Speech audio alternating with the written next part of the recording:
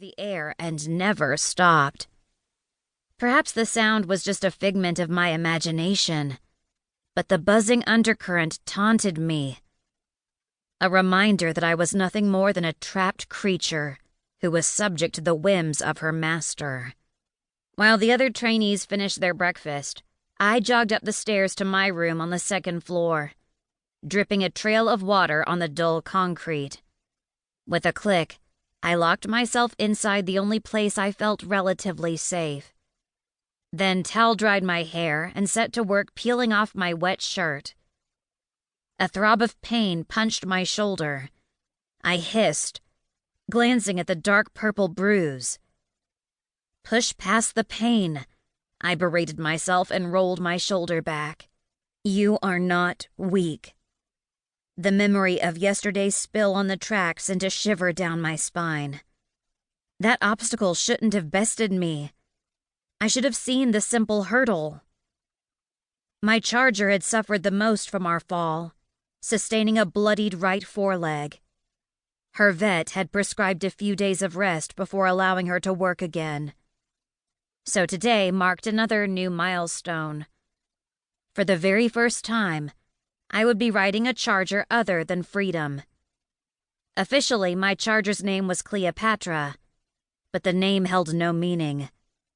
A wild light glinted in my beast's eyes, one that refused to dim.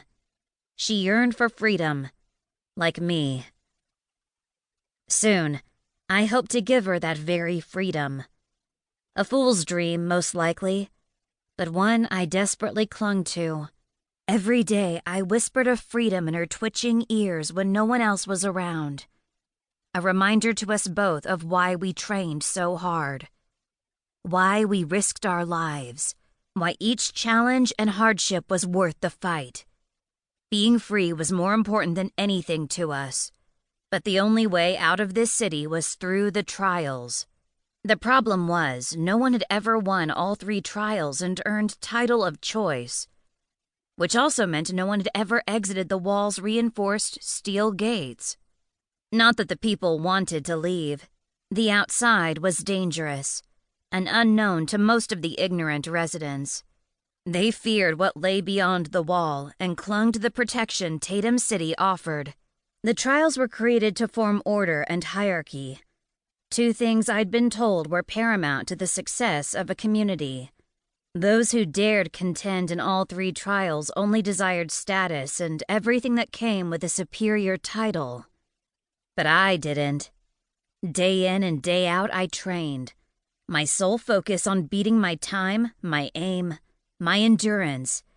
I had to win, not for a secure position in the city. No, I had to see her face again, before the impression became a wavering mirage. I had to find her, and I only had one chance at making that happen. If I lost in the trials this year, that was it. No do-overs. I donned my protective training gear, a long-sleeved gray shirt tucked into leather pants, a thick leather vest snug across my chest, and knee-high boots. I stuffed my riding gloves into the waistband of my pants like I always did, not planning on wearing them. They were an unwanted barrier between me and the reins that controlled a ferocious animal. Besides their bite, which could sever a limb, the wiry coat and serrated mane and tail were a charger's natural weapons. The tail alone acted as a whip, easily slicing through unprotected skin. That's why the riders wore rawhide leathers. I had more calluses and scars on my palms than I could count from Freedom's sharp mane. But the pain was worth it. Control was everything. Without it, I never would have lasted this long. Lastly, I grabbed the whip. The leather felt cold and cruel against my roughened fingers. I stifled a shudder. For a split second, my grip tightened, and I imagined throwing the thing as hard as I could, watching with satisfaction as it sailed out of sight. But I couldn't. Rules were not to be broken. I clipped the whip to my belt. Another rule, mandated 5 years ago, was a ban on using helmets.